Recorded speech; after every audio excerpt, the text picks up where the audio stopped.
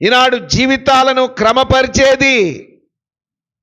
ప్రియమైన వారలారా, ఒక పదార్థం ఇక చాలు, ఆపు, ఉడికింది, మంచిగా ఉంది, రుచిగా ఉంది అని చెప్పాలంటే దానిని క్రమపరిచేది ఏదంట?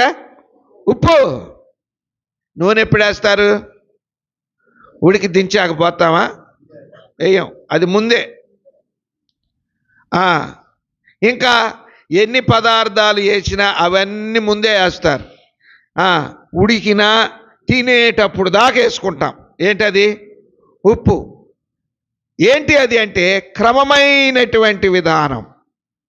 ఆత్మీయ జీవితం రుచిగా ఉండేది ఎప్పుడయ్యా అంటే నీ జీవితంలో క్రమం ఉండాలి. నీ నైవేద్యములో ఉప్పు అనేటువంటిది క్రమపరిచేటువంటి జీవితం. దైవికమైన క్రమములో మనము కట్టబడాలి.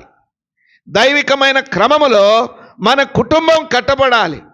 దైవికమైన క్రమములో మన యొక్క సంఘములు కట్టబడాలి.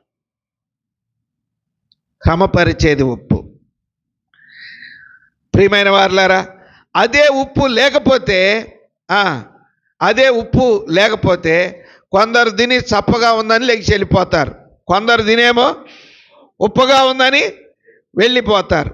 కనుక అదే ఉప్పు అక్కడ ఉంటే చప్పకుండా వాళ్ళు ఏం చేసుకుంటారు?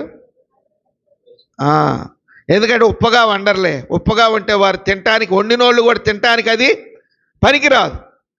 కనుక వంట వాళ్ళు ఏం చేస్తారంటే కొంచెం సప్పిడే చేస్తారు. ఎందుకు? కావాల్సి వస్తే ఎవరికి కావాలంటే వాళ్ళు వేసుకుంటారు. మేము వండేది ఇంతేనండి, ఈ రోజుల్లో అసలు అందరికి షుగర్లు, బీపీలు అని చెప్పేసి తక్కువగా. ఇప్పుడు తినటానికి ప్రజలు వచ్చినప్పుడు దానిని సమపాళల్లో క్రమపరచుకోవాలంటే తక్కువ వాళ్ళు ఏం చేసుకుంటారు? ఉప్పు వేసుకొని అప్పుడు తింటారు, తినటానికి పనికి వస్తుంది. అలాగున మొట్టమొదటిది జీవితము క్రమముగా ఉండాలి. అదే నీ జీవితంలో ఉప్పు. నువ్వు క్రమముగా లేకపోతే ఉప్పు లేని పదార్థమువే. నువ్వు వైట్ రైస్ కావచ్చు, కలర్ రైస్ కావచ్చు, వెజిటేరియన్ కావచ్చు, నాన్ వెజిటేరియన్ కావచ్చు. నీవు ఏ పదార్థానికి సాదృశ్యముగా ఉన్నా ఉప్పు లేకపోతే క్రమము లేని జీవితమే. క్రమము లేకపోతే రుచి లేని పదార్థమే. నువ్వెంత గొప్పవాడివైనా, నువ్వెంత గొప్పదానమైనా దైవికమైన క్రమం ప్రతిదానికి ఏర్పాటు చేశాడు. అందుకనే ప్రభు అంటాడు, అనేకులు ప్రభు దగ్గరకు వచ్చి అయ్యా అయ్యా అంటే ఏమంటాడు ఆయన? అక్రమము చేయువారులారా నా యొద్ద నుండి తొలగిపోండి.